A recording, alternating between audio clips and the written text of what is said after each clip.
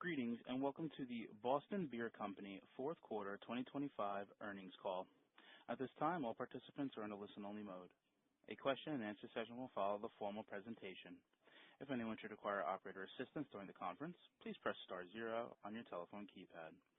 And please note that this conference is being recorded. I will now turn the conference over to Mike Andrews, Associate General Counsel and Corporate Secretary. Thank you, Mike. You may begin. Thank you. Good afternoon and welcome.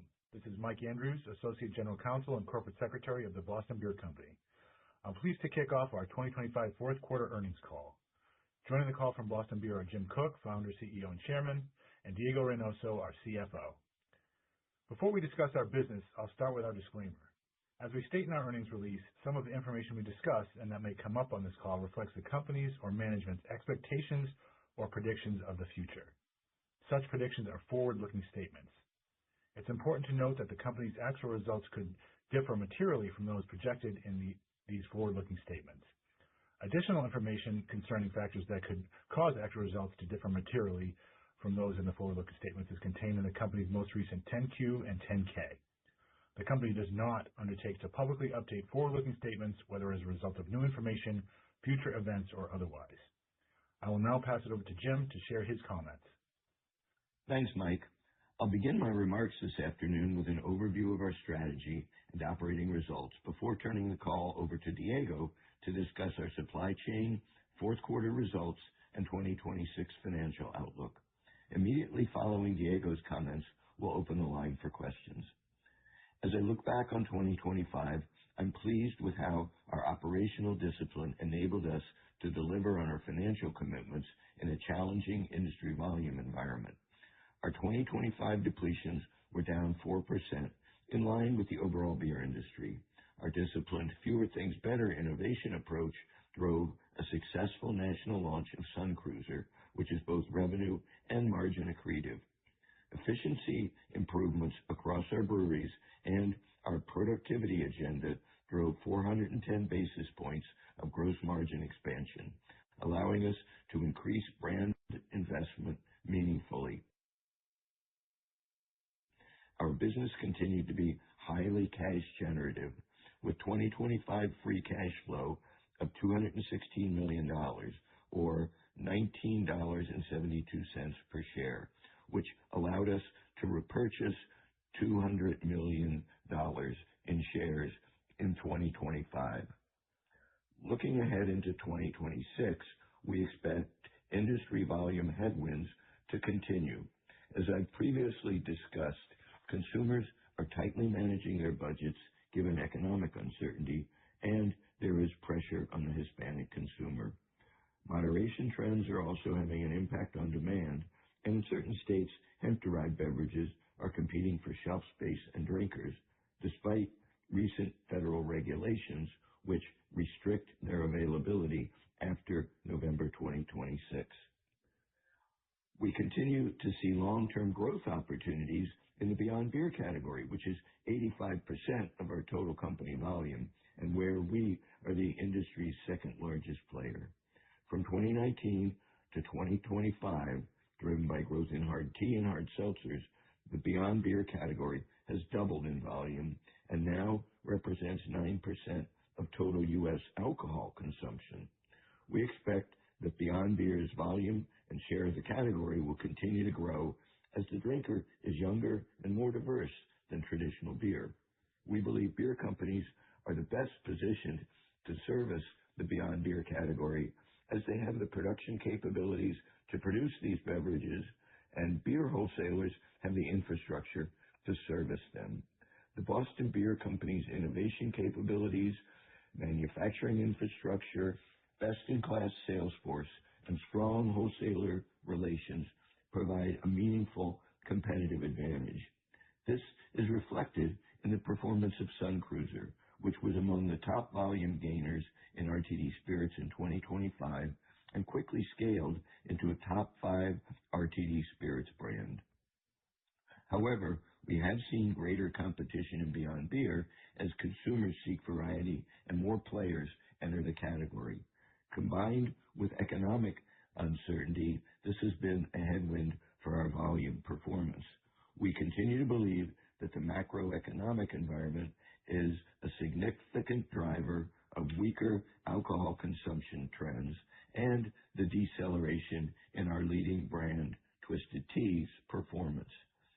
Our 2026 volume outlook of flat to down mid-single digits assumes that macroeconomic headwinds persist. We are highly focused on controlling what we can, maintaining or growing market share, and investing behind our brands to position us well for when the environment improves.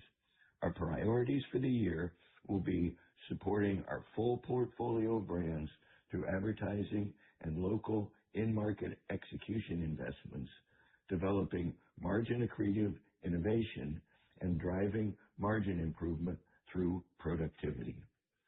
We continue to believe that sustained brand investment is the right strategy to drive volume improvement over time.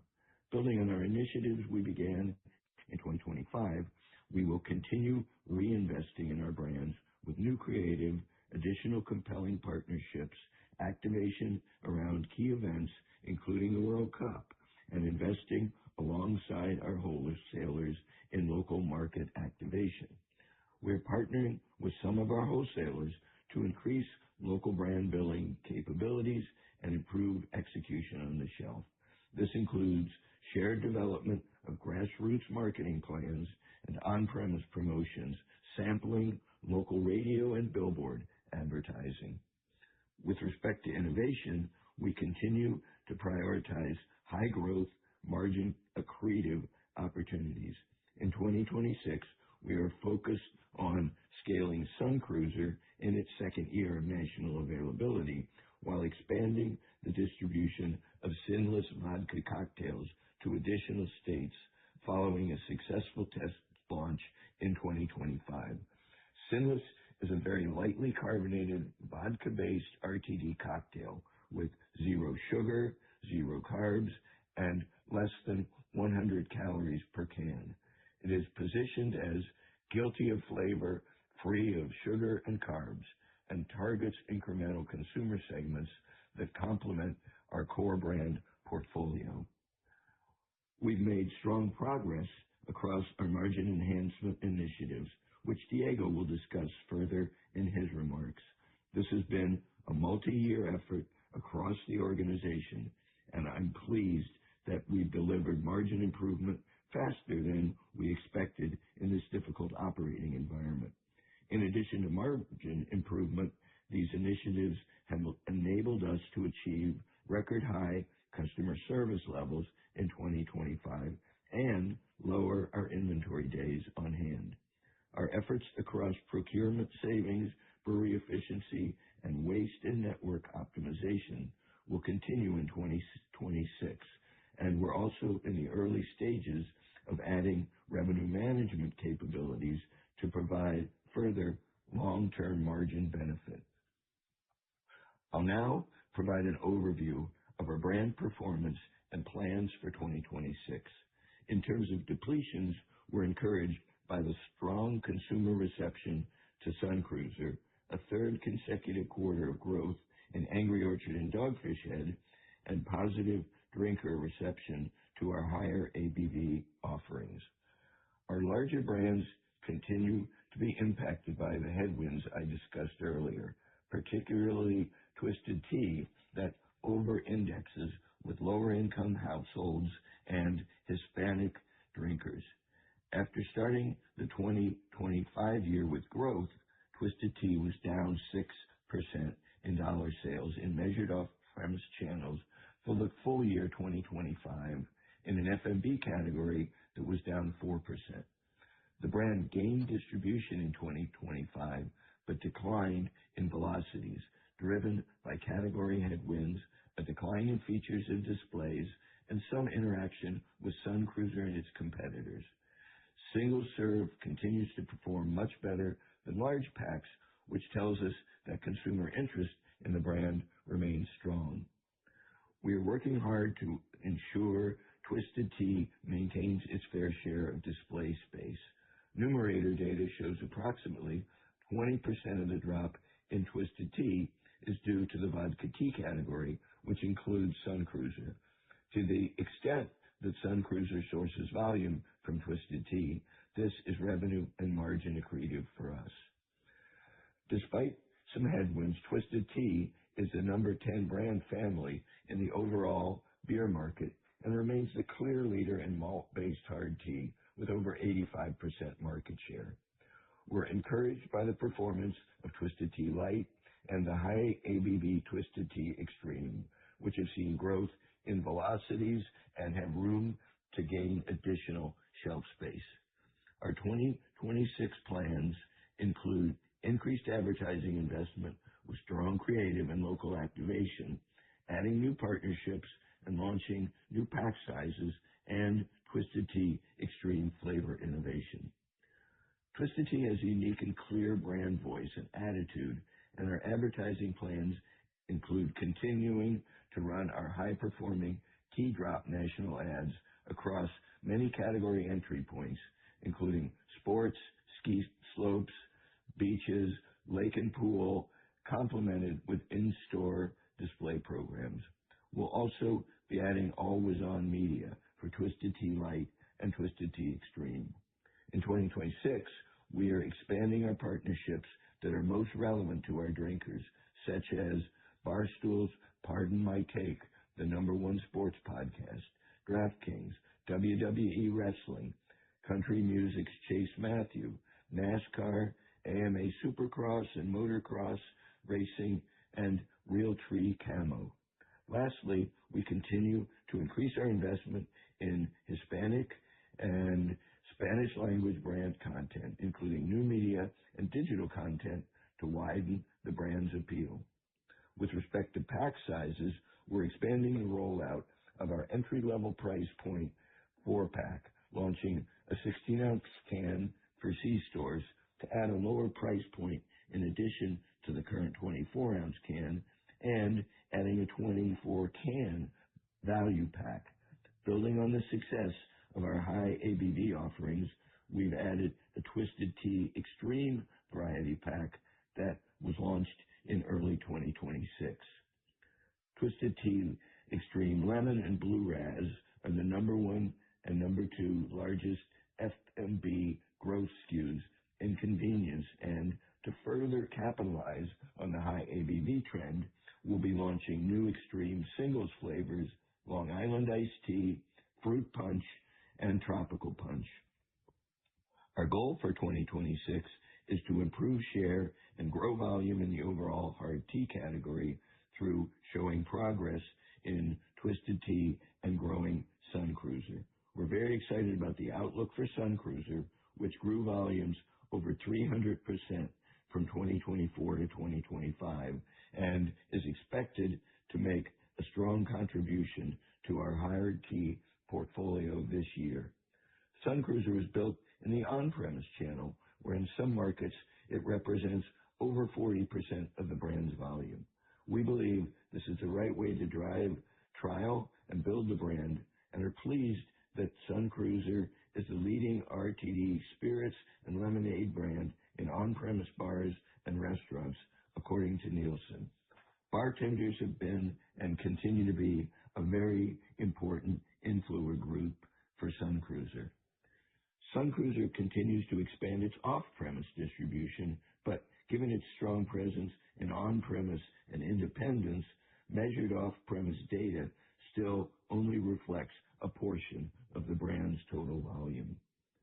Advertising support for Sun Cruiser includes building an organic following through social media, as well as more traditional content around the Let the Good Times Cruise media campaign, which includes television, paid social and digital advertising, and key influencers. We'll be present where Sun Cruiser fits into our drinkers' lifestyles across sports and music. Sun Cruiser will have committed media presence in MLB, the NFL, and the sponsorship of the AEG Music Concert Series, and in 2026 will add exciting golf and ski partnerships. Golf programming includes tournament activations, golf media, influencers, and experiential marketing programs as well as wholesaler incentives. Additionally, Sun Cruiser is a key sponsor of Teton Gravity Ski Film Festival, along with ski resort sponsorships and samplings that help reinforce its position as a brand for all four seasons. From a product innovation perspective, we intend to keep a disciplined number of tea and lemonade styles while continuing to expand package options. In the first quarter of 2026, we added new single-serve 12.2-ounce packages and new tea and lemonade sampler 12-packs, which we expect will help expand drinker occasions and drive further growth in 2026. Turning to hard seltzer, the overall hard seltzer category declined 5% in dollars in measured off-premise channels for the full year 2025, as consumer preferences continue to shift towards more premium RTD spirits-based beverages. Our brand strategy for 2026 is to invest in new equity-building creative, capitalize on the World Cup, launch new pack sizes and varieties, and continue to expand Truly Unruly. Our advertising plans include leveraging our sponsorships of U.S. Soccer as its Beyond Beer sponsor with targeted World Cup activation, along with our new creative platform that we recently launched called Make Your Dreams Come Truly. The 2026 World Cup, which will take place in North America for the first time in more than 3 decades, includes 11 cities, over 100 matches, and 4 billion global viewers. Our Truly World Cup plans, which have been well received by major retailers, include driving visibility and displays and launching a U.S. Soccer collector set of singles along with a World Cup themed rotator variety 12-pack.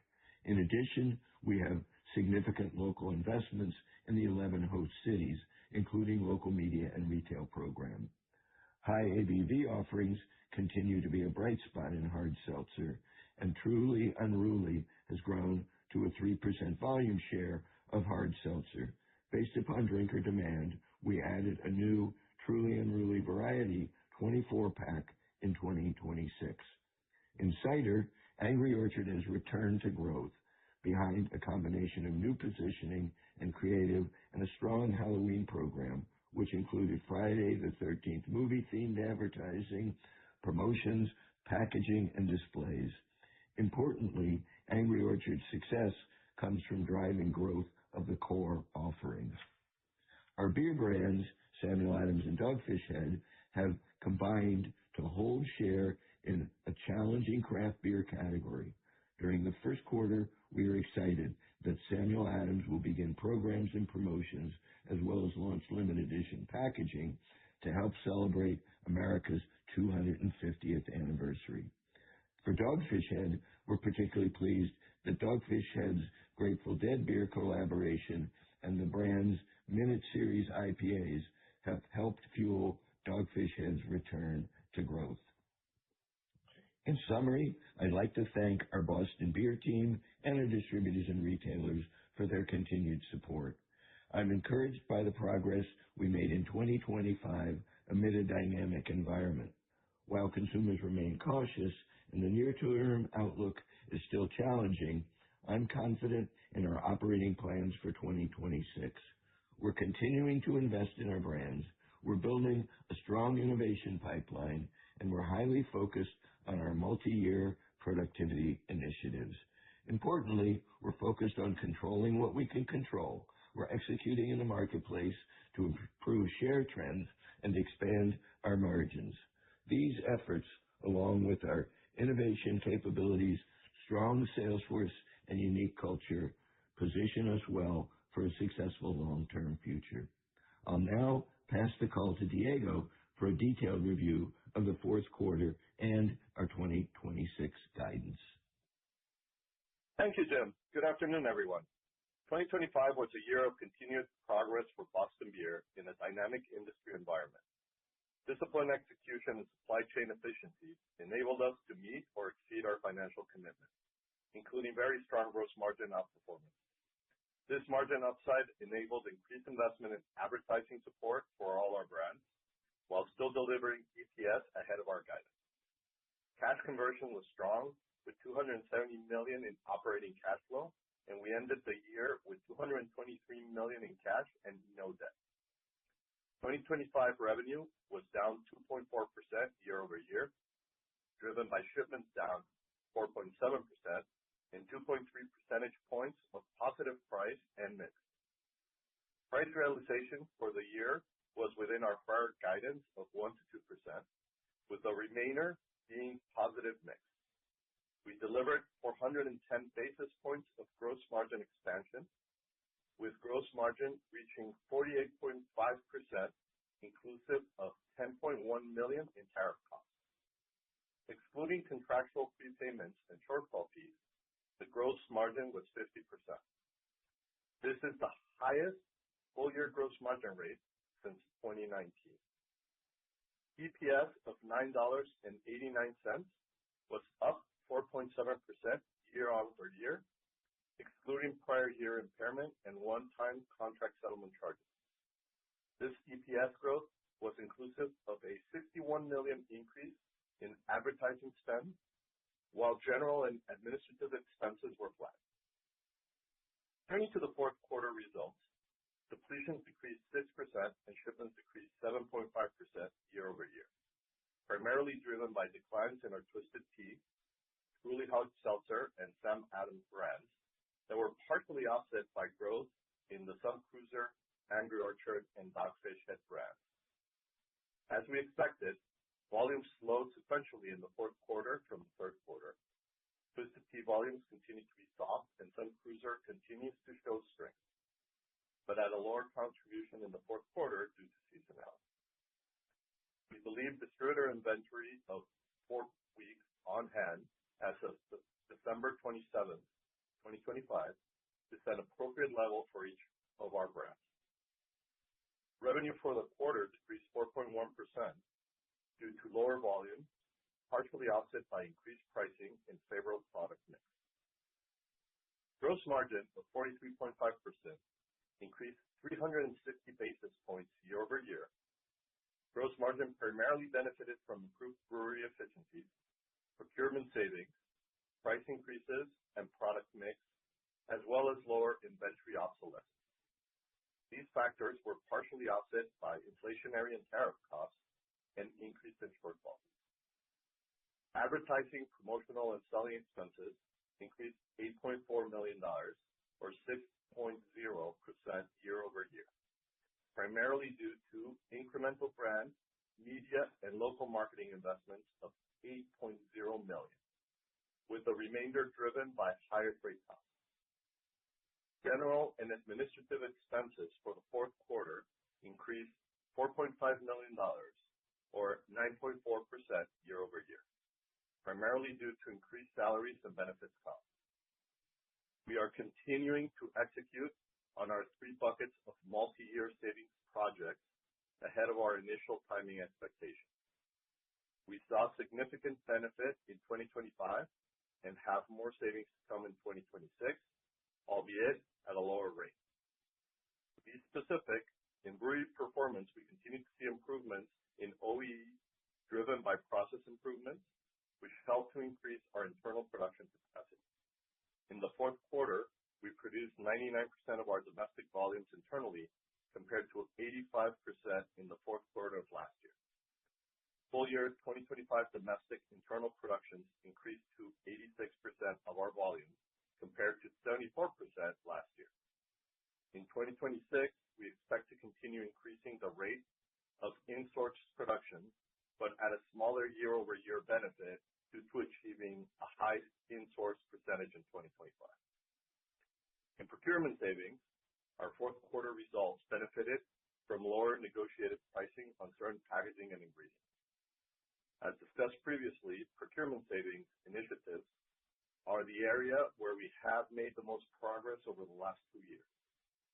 While we expect some continued benefits in 2026, the impact is expected to be moderate. In waste and network optimization, we're continuing to enhance the customer ordering and trade inventory management system that we implemented last year.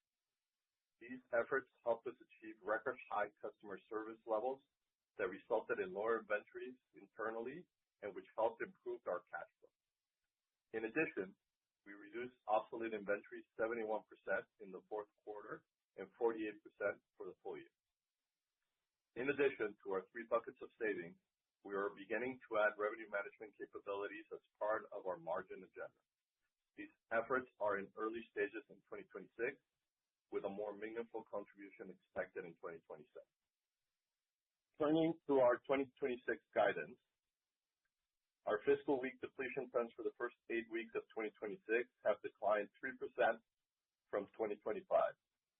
We are currently planning 2026 depletions and shipments to be flat to down mid-single digits. Where we land within this range will be impacted by the pace of improvement in the overall consumer environment and the time it takes for our brand investment initiatives to drive market share improvement. We expect price increases of between 1% and 2% and some additional benefit mix. Full year 2026 reported gross margins are expected to be between 48% and 50%. Our outlook expects that we cover commodities and non-tariff related inflation with pricing, and that the lower shortfall fees and prepayment amortization broadly offset increased tariff costs. 2026 reflects a full year tariff cost estimate of $20 to $30 million versus a partial year in 2025 of $11 million. These tariff cost estimates are based upon tariffs in place prior to the February 2026 Supreme Court ruling. We will continue to drive our savings initiatives to help buffer any volume deleverage. Our long-term gross margin target continues to be in the high 40s, with any individual year dependent upon volumes, commodity inflations, and tariff environment. As Jim discussed earlier, we expect to increase our advertising levels to support our brands. The investments in advertising, promotional, and selling expenses are expected to increase between $20 million and $40 million. This does not include any changes in freight costs for the shipment of products to our distributors. We estimate our full year 2026 effective tax rate to be approximately 29% to 30%. We are currently targeting a full year 2026 earnings per diluted share of between $8.50 and $11. As you model out the year, please keep in mind the following factors. Our business is impacted by seasonal volume changes, with the first quarter and the fourth quarter being lower absolute volume quarters, and the fourth quarter typically our lowest absolute gross margin rate of the year. We have difficult shipment comparisons in the first quarter and the first half of the year, as we shipped ahead of depletions in 2025 to build wholesale inventory of our product innovation, which included Sun Cruiser and Truly Unruly. We currently expect the first quarter and first half shipments to be down towards the lower end of our full year volume guidance, but with better shipment performance later in the year. During full year 2026, we estimate shortfall fees and non-cash expenses of third-party production prepayments in total will negatively impact our gross margins by 40 to 60 basis points. We expect year-over-year gross margin rate improvement to be most meaningful in the fourth quarter. We typically expense the majority of our shortfall fees in the fourth quarter. We expect lower shortfall fees in 2026, and the timing of this benefit, together with the fact that the fourth quarter is a smaller dollar quarter, has an outsized favorable impact on the gross margin rate. Incremental advertising investment is expected to be weighted to the second and third quarters to support the key summer selling season. Turning to capital allocation, we ended the quarter with a cash balance of $223 million and an unused credit line of $150 million, which provides us with ample flexibility to continue to invest in our base business, fund future growth initiatives, and return cash to shareholders through our share buyback program. For the full year 2026, we expect capital expenditures of between $70 million and $90 million. These investments will be primarily related to our own breweries to build capabilities and to improve efficiency. We will continue to be disciplined in our capital spending as we monitor the dynamic industry environment over the long term. During the 52-week period ended December 27, 2025, in the period from December 29, 2025 through February 20, 2026, we repurchased shares in the amount of $200 million and $14 million respectively, for a total of $214 million of repurchases since January 2025. As of February 20, 2026, we had approximately $215 million remaining on the $1.6 billion share repurchase authorization. This concludes our prepared remarks, and now we'll open the line for questions. Thank you. We will now be conducting a question and answer session. If you would like to ask a question, please press star one on your telephone keypad. A confirmation tone will indicate that your line is in the queue. You may press star two to remove yourself from the queue. For participants using speaker equipment, it may be necessary to pick up your handset before pressing the star keys. One moment, please, while we poll for questions.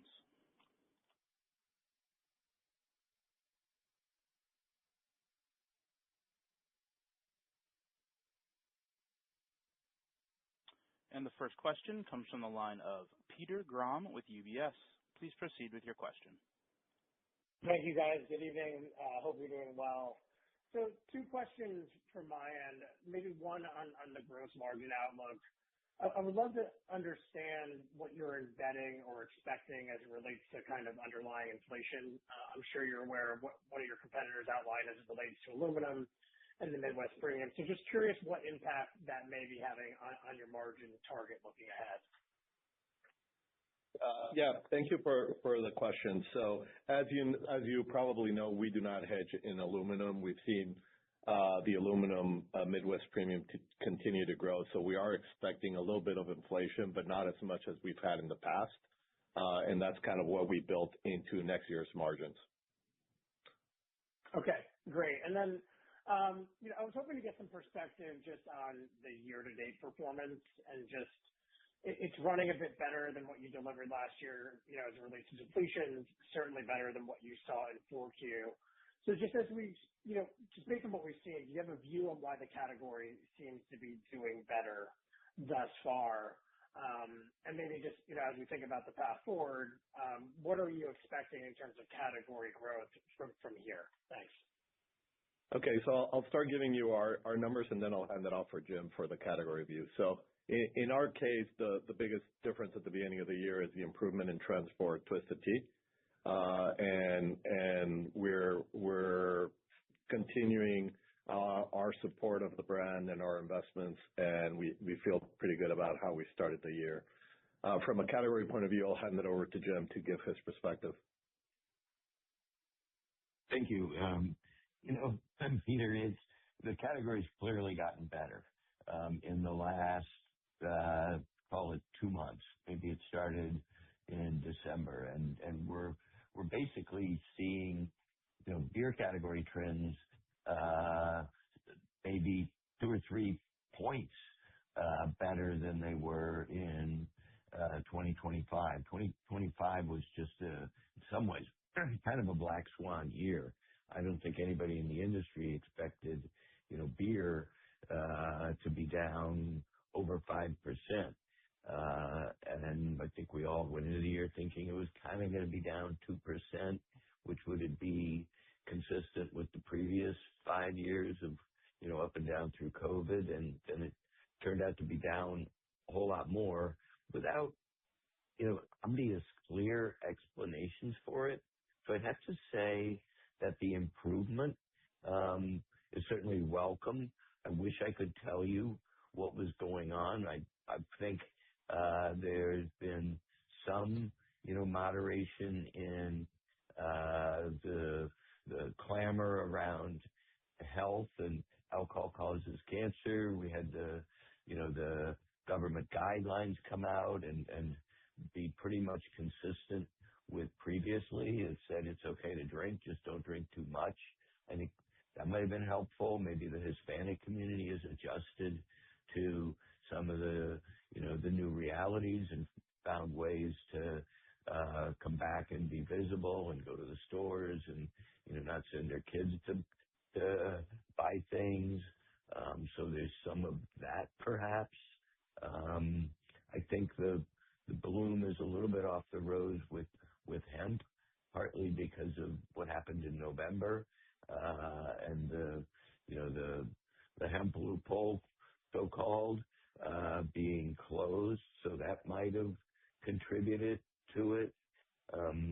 So those are the best explanations I could come up with, but the numbers are the numbers. The category trends are down, have improved by about 300 basis points. And, I would like to tell you that our depletions are up, have improved by that same amount. And it's all this great stuff that we did, but a lot of it is the whole category is healthier than it was 3 months ago. That's super helpful. Thank you so much. I'll pass it on. Thank you. And the next question comes from the line of Rob Ottenstein with Evercore ISI. Please proceed. Terrific. Two questions. One, can you talk a little bit about the improvement at Twisted Tea? It sounds like, what you're seeing there maybe a little bit more due to, your own interventions rather than the category. So just love to understand, why Twisted Tea is doing a little bit better, and if those particular actions are things that you expect to see follow through for the rest of the year. And then second, if you could talk about what's going on with shelf space, both at the kind of category or macro level, given all the declines that the industry has had, is the overall industry holding shelf space?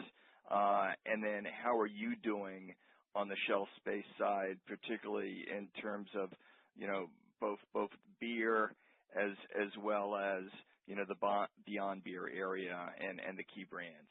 Thank you. Jim, would you like to take the first part of that? Sure.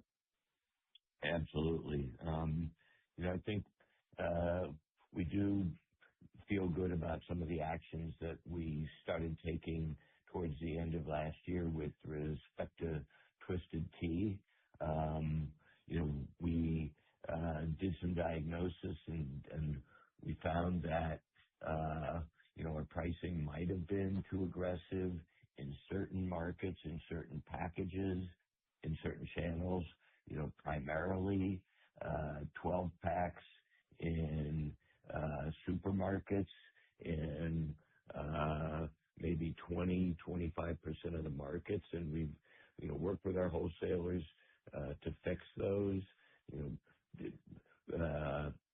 Typically it might be we were at $22 a 12 pack, and $19.95 is a really significant price point reduction. So we addressed places where we were up at Stella Artois type pricing, and that does seem to have helped us in those places.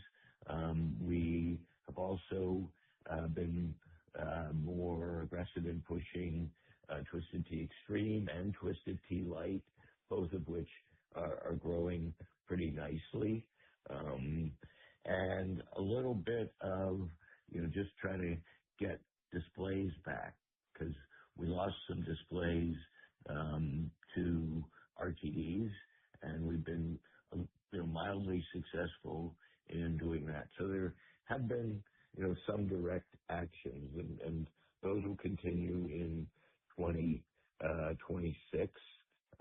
In addition to working with our wholesalers to do more local market support in terms of our sort of share the burden program with them, where for every $3 we put into additional local marketing, they put $1 in. And so that's also been helpful, both in terms of the actual spend itself and, getting our wholesalers involved in making sure that Twisted Tea remains a strong and hopefully, growing brand going forward.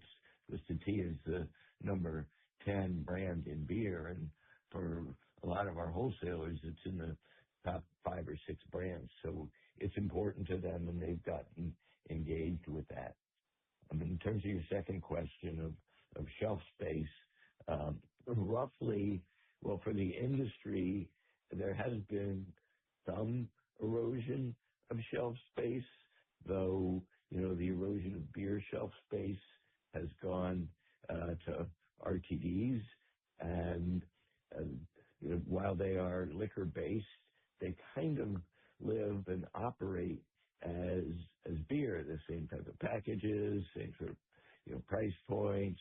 They're sold out of the cold box. So if beer loses some shelf space to RTDs, most of those are coming today from beer suppliers and beer distributors. So net from all of that, there is not from what I've seen, not a significant erosion of cooler space to beer.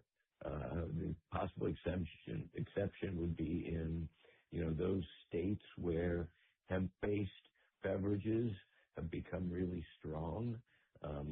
They're not a lot of states, but you do have places like Louisiana, Tennessee, South Carolina, Minnesota, where they're reaching 5, even 10% of beer dollars, and they're in the cooler, and they have taken some beer shelf space, and in places like Total Wine, beer displays as well. And while the jury is still out, I think my betting is that the repeal of the hemp loophole will probably stand in Congress, and so the impact of the hemp-based beverages will diminish and won't go away. You can still have it at a state level. It just has some federal restrictions to it. But I believe we'll get some shelf space back from that in 2026.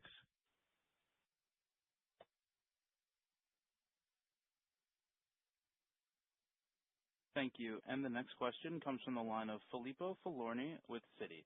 Please proceed with your question. Hey, good afternoon, everyone. So maybe first, Jim, can you talk a bit about the plans for year 2 on Sun Cruiser and where are the incremental distribution opportunities there? Obviously, you made a big push in 2025, but there's still quite a bit of white space. And then maybe some of the flavor innovation that you launched, what are the early results, and is there potential to further expand into flavors? Thank you. Sure. Sun Cruiser had a great 2025. It grew, almost 400%. Firmly established itself within the RTD category. It's about the number 5 RTD from kind of nowhere a year and a half ago. So we were very happy with the success of Sun Cruiser, and a lot of that success happened without getting chain authorizations. We really didn't kick in with Sun Cruiser until the last quarter of 2024, which means we missed the window of presenting it to the chains. So we didn't get shelf placements in many chains. We did very well in Walmart. They really got behind it. But most of the other chains were very limited, 1 SKU, no SKUs, and that's now changing in 2026. So we're getting strong distribution support from a lot of the big chains, Albertsons, Safeway, Kroger, and on down that list. So we're going to be well represented in accordance with being the number 5 RTD. So, and we're going to continue very high level of support, even add to our spending on Sun Cruiser. Some of it is things like national advertising and national programs and sponsorships. A lot of it is more local sponsorships, local billboards, lots of sampling, brand ambassadors, a lot of really grassroots work, especially on premise. Something like 40% of Sun Cruiser's volume is on premise, and we believe that's how brands are built. And so we're going to, they may not deliver the same volume of off premise, but the volume that they deliver is much more brand supporting, if you will, for having it in a bar than buying a 6-pack, in a convenience store. So we are not slackening at all. We're actually putting more fuel on the fire for Sun Cruiser, and we're looking forward to it's not going to grow 300 or 400%, but we're looking for it to be a major contributor, hopefully to overall company growth in 2026. In terms of flavor innovation and that pipeline, I guess the big news is one of our flavor innovations in 2025 has proved very successful, and so we are rolling it out. It's not entirely national, but it's 30 plus states, so it's close to national. And that innovation is a vodka cocktail, very, very lightly carbonated. It's called Sinless. It's 100 calories, so it enables you to have a spirits cocktail and still have the sort of guilt-free, no carbs, no sugar that you would get from a seltzer, but get a much bigger flavor profile. So we will see how that does, but we're optimistic enough to roll it out in the majority of the country. And then further up in the pipeline, we have things like Just Hard Squeezed, which is a 10% juice product. It's alcoholic. We have a Social Pop, which is a kind of new wave soda with alcohol, and Wild Leaf, which is an upscale version of Twisted Tea with lower calories, lower sugar, and more leaning into the quality of the tea in the product. Those are still just in a handful of test markets, so I really don't have anything significant to report. But I can say that from our pipeline in 2025, we have a new quasi-national launch in Sinless. Great. That's very helpful. And maybe a quick follow-up for Diego on Peter's question on the Midwest Premium and aluminum. Can you give us a bit of sense of how you source aluminum? Just given the big rise in the Midwest Premium, it would imply that there's maybe a little bit more impact on the inflationary side in 2026, but maybe there's some sourcing, some hedging. Can you give us some sense of why it's not a big impact for you guys? Thank you. Yeah. So what we have is we have contracts with our suppliers that have a pass-through of the Midwest Premium as part of the price. So since we don't hedge it, we will get the pass-through as the premium moves during the year. So again, to the question, our expectation is there's going to be a little bit of inflation on the premium, but not. If that is different, you'll see that going through our P&L, given that we don't have a hedge in place. Got it. Thank you. That's awesome. Thank you. And the next question comes from the line of Kaumil Gajrawala with Jefferies. Please proceed. Hey, Diego, can I just follow up on that because I'm confused? If it's a pass-through, wouldn't that mean you get hit with, fully of the big spike that we've had in the increase already? Yes, we get hit through the pass-through, and we did last year, and that was part of the reason that our costs went up in materials, but we were able to offset it by savings. So we do get hit by the premium as we go through the year. Oh, I see. Okay. I think maybe it was implied that you'd have less of an impact, but okay, I get it now. Jim, I guess as you talked about the marketing, you laid out a lot of things, and it's hard for us to perhaps get scope on. Is this higher or lower than perhaps where you were last year? I believe ad spend might have been up double digits last year, and it's expected to be up again this year. But when you put this all together, it seems like there's some big increases in investment. We haven't really seen volumes turn yet. So is that lack of idea? Do you feel like maybe you're investing in the wrong places? Is that course corrected for 26? Or maybe just trying to make that connection between the increases in investments and still having sort of declines on volumes? It's a really good question. Let me see if I can sort of clarify it, maybe simplify it.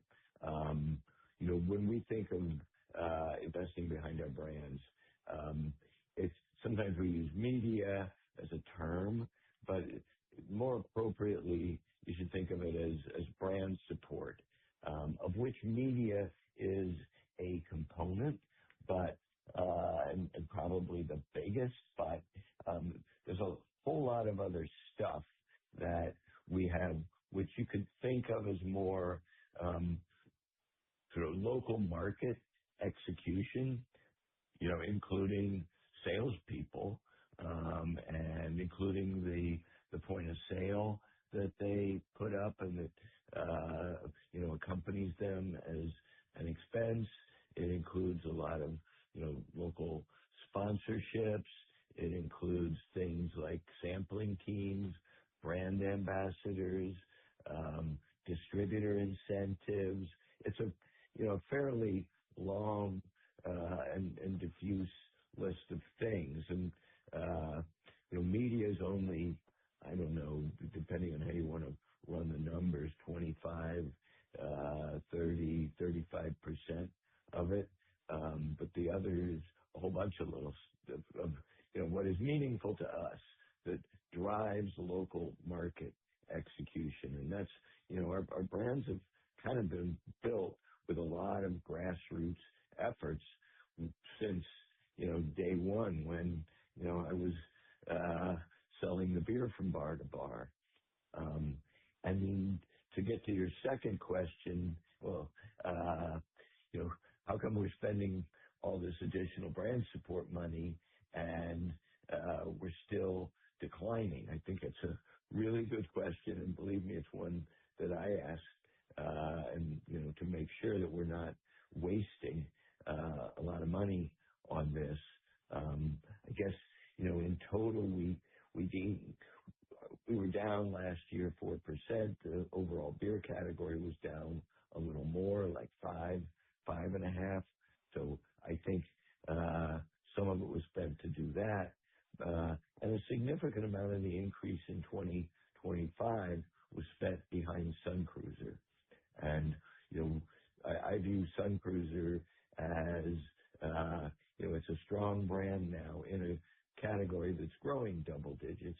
And in my world, that's kind of in the old BCG matrix. That's a star. That's a place where you overinvest to get growth, and you keep doing that as long as the category's got high single digits, low double digits growth. So we definitely overinvested in Sun Cruiser. Did that pay off? I have to say yes, it did. I mean, we went from kind of nowhere to the number 5 brand, kind of close to where Neutral is, which is a really great brand from Anheuser-Busch that they've built over the last 4 or 5 years.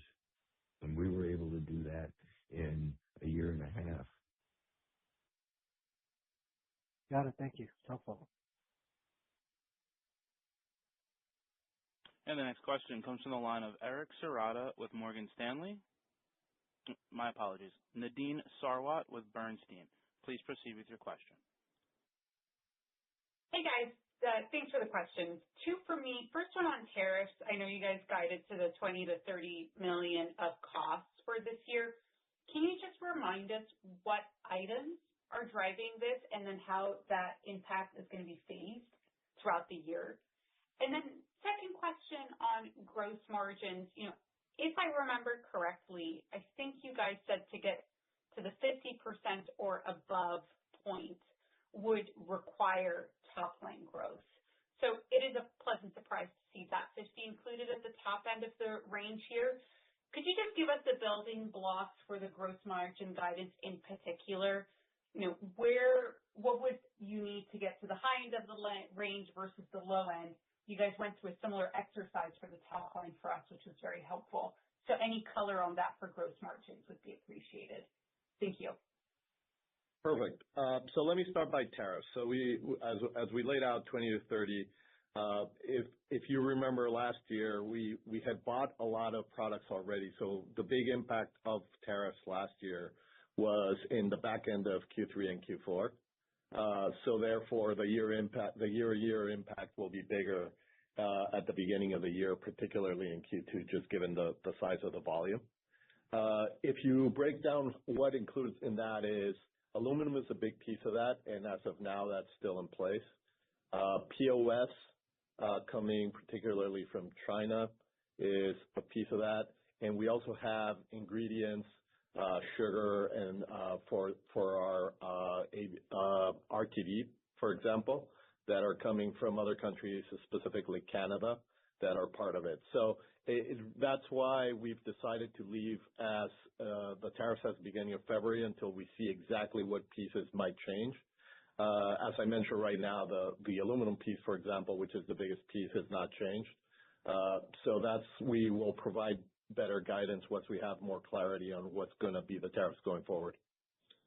The second piece is you're correct. I think we're very happy with our performance in our savings agenda. I think the operations team have done an amazing job working in the buckets we laid out.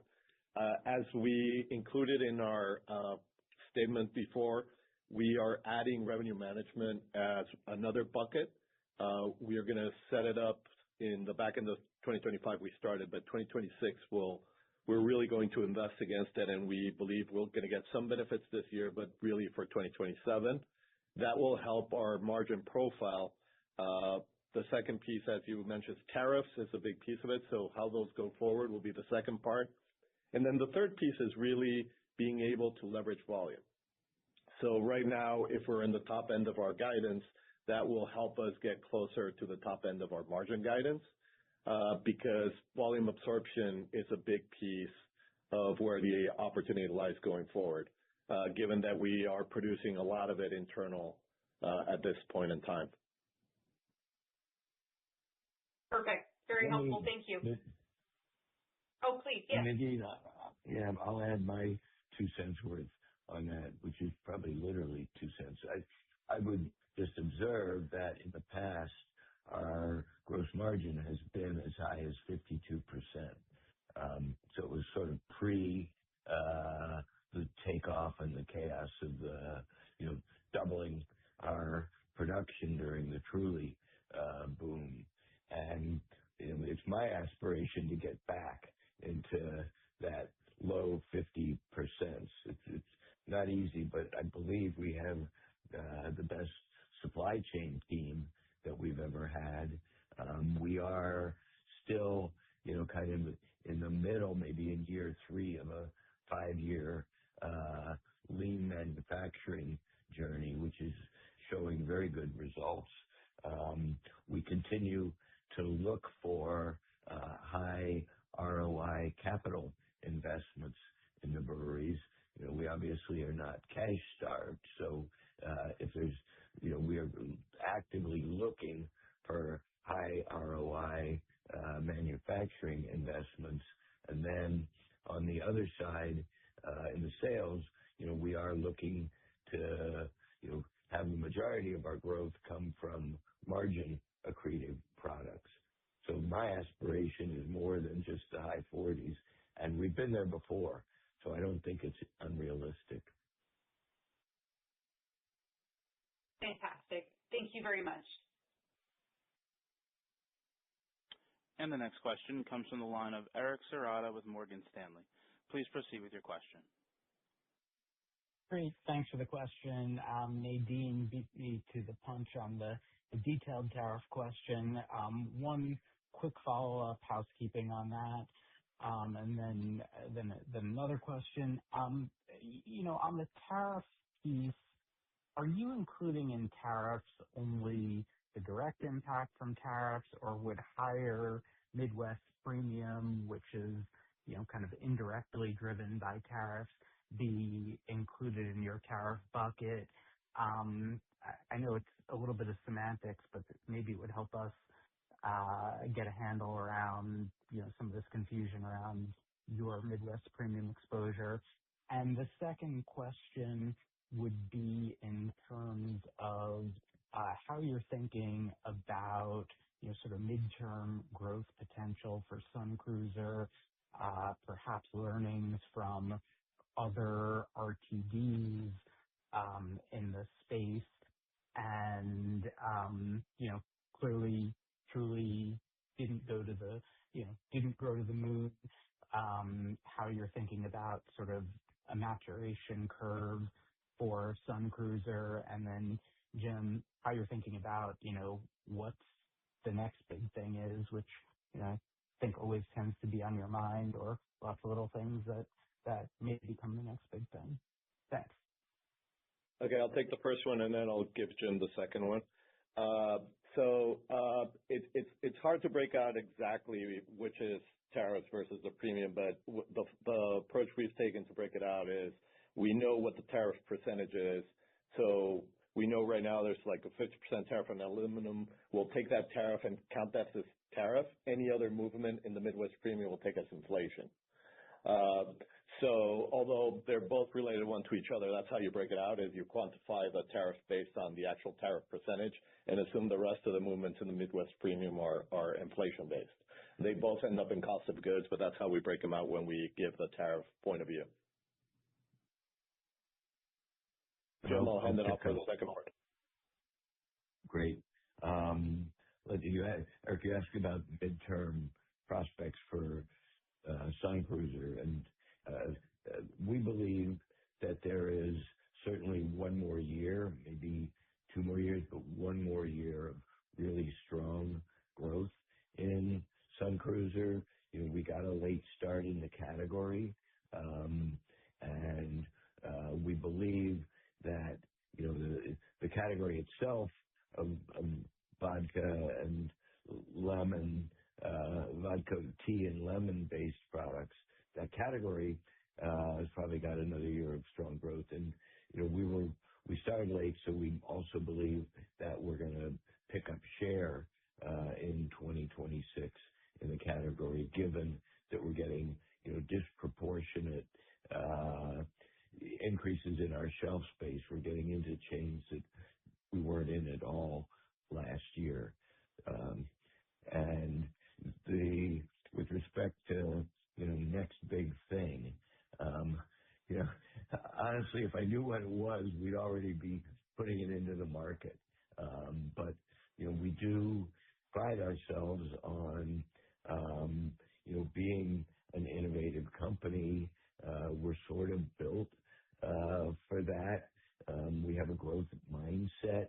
We're staffed for it. We have the largest sales force in the beer business. We have a very large product and flavor development team.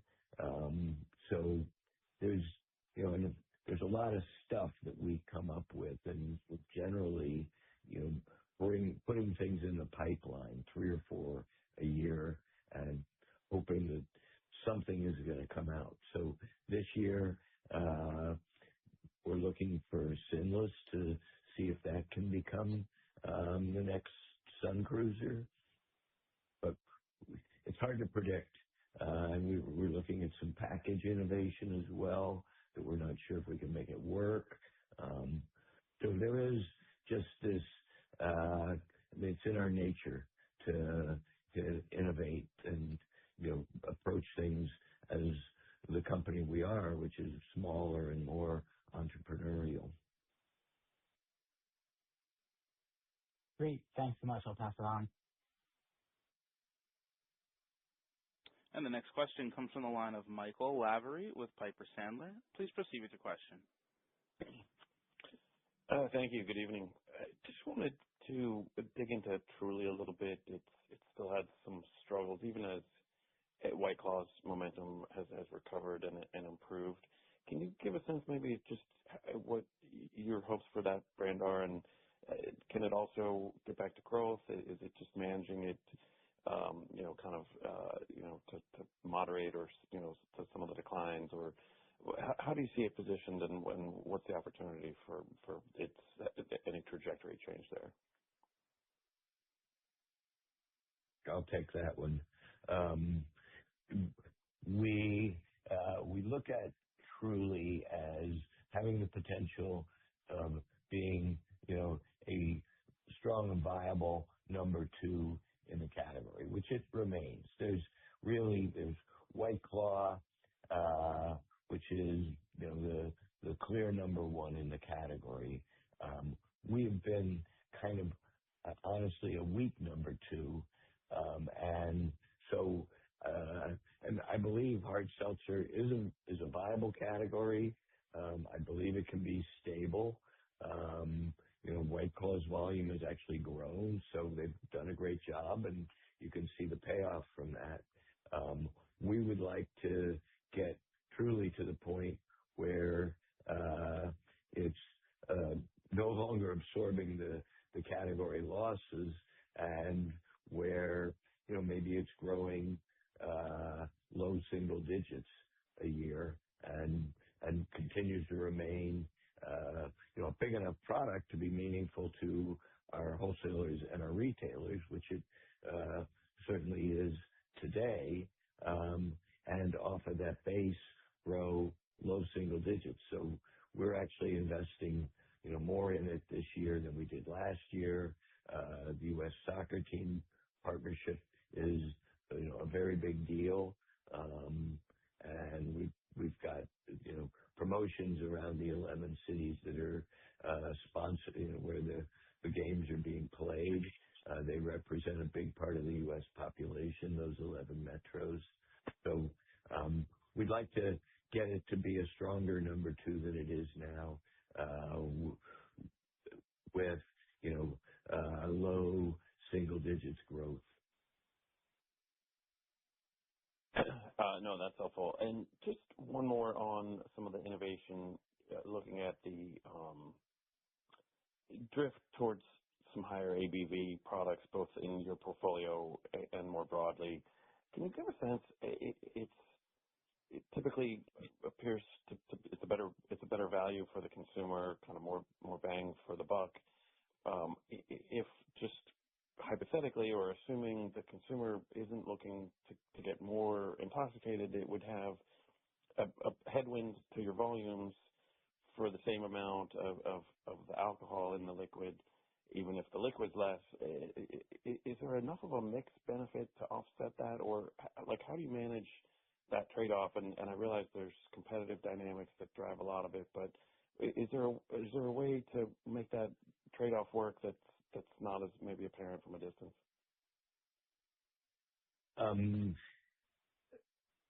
I don't know of it. I think you raise a good point, but it's clearly, our experience would say, it's not a one-for-one trade-off. As we get disproportionate growth with Twisted Tea Extreme, we are also growing the lower ABV Twisted Tea Light. So there is that trade-off. Do people drink more liquid because if they're drinking Twisted Tea Light because it's 4% ABV? Probably. Do they drink less with this Twisted Tea Extreme, which is 8% ABV? Probably. But so ultimately, I can't give you a really good number, but it's certainly those trade-offs are manageable. And as we're going into, vodka-based or liquor-based products, there is some, expectation of maybe slightly higher ABVs, and hopefully, we are sourcing that volume from spirits. So there's probably some. You have to be right. There's some downward effect, but it's not really noticeable in the noise of the numbers. Okay, great. Thanks for that. I'll pass it on. And the next question comes from the line of Bonnie Herzog with Goldman Sachs. Please proceed with the question. All right. Thank you. Hi, everyone. I just have a couple of quick follow-up questions to some earlier points. I guess, Jim, I've talked to you about this in the past, just about, the cost of growth, which is increasing. So I guess in the context of that, I did want to ask about, gross margin improvements. They've been impressive, so far, so congratulations on that. But, how should we think about the sustainability of your margins in the, going forward, I guess in the context of, no volume growth? I mean, you're guiding at the high end flat, so I'm just trying to think through that. And should we just think about, I don't know, last year, maybe this year still just big investment years as you kind of, really invest in your business with the goal of returning to volume growth? I'm curious if you have a timeline of when we could expect to see that. Thanks. Okay, so I'll take the first part of the margin question, and then I'll give Jim the volume part. So as we mentioned before, we had 3 buckets of savings. We've really two of them are really far ahead. We still have some opportunities we're going after this year and next for our footprint. We're also adding revenue management. So we believe those pieces will be able to, in the short term, help us continue to improve our gross margin to be high 40s, close to 50, despite where volume goes. And I think I've always been straightforward in saying, we can get there without volume. To get past it, volume's important. Now, below gross margin, we are investing last year in this, and we're doing the same this year in our brands, because we believe that gaining share like we did last year and we're planning to do this year in the current market is the best way to set ourselves up for success and continue to innovate. And I think that's where we believe it's the right thing to do right now for the future. Now, I will hand it off to Jim to give an idea of where he sees that going forward. For me, there is, both one-time savings on the cost of goods sold, which we're seeing those come in almost surprisingly strongly this year, and our plans for next year are not quite as big, but they're still pretty aggressive. But the one-time savings will eventually exhaust those. But I believe there should be significant, call it 3% a year input productivity savings, which I think you would find in most of the manufacturing sector, even in highly developed countries. There are just always more efficiencies to be gained. It's just, productivity in the economy goes up every year, and the manufacturing productivity goes up faster than service productivity. So it's not out of the question to say we can take 3% out of our manufacturing costs sort of forever. So that's how I would view that. It has given us fuel last year and this year, these one-time savings to increase our brand support. For rough numbers, you're talking maybe $50+ million in 2025 and maybe 30 in 2026, so $80 million or so. And that in some ways is the cost of growth. We are, as a company, just temperamentally and structurally oriented to try to drive growth. And you and I have talked about it. Growth is, I guess my view is, growth is not cheap, but decline is really not cheap. Right. So that's how I think about it. The one piece I was going to add at the end, Bonnie, is that obviously as we go forward in the next few years, how we see that trend, we have the ability to change that strategy, either double down or back off. So I would say it's the right thing that we believe for right now, and that's why we're guiding to where we're guiding. But it doesn't mean that as we go forward, based on where the industry is and we are a company, we have the ability to go one way or the other. All right. I appreciate that. Thank you. Yeah, that's an important statement, actually, Bonnie, that Diego just made. If we came to believe that there was no possibility of growth in our category, in our business, then a lot of costs come out. Okay. Makes sense. Thanks again. Okay, and at this point, there are no further questions, so that concludes our question and answer session. And I would like to turn the floor back over to Jim for any closing comments. Well, thank you to everybody for joining us this afternoon, and we look forward to talking to you in, I guess it's about 2 more months. So thanks, and I hope everybody's dug out of the snow. Ladies and gentlemen, that does conclude our conference today. Thank you for your participation. You may disconnect your lines at this time.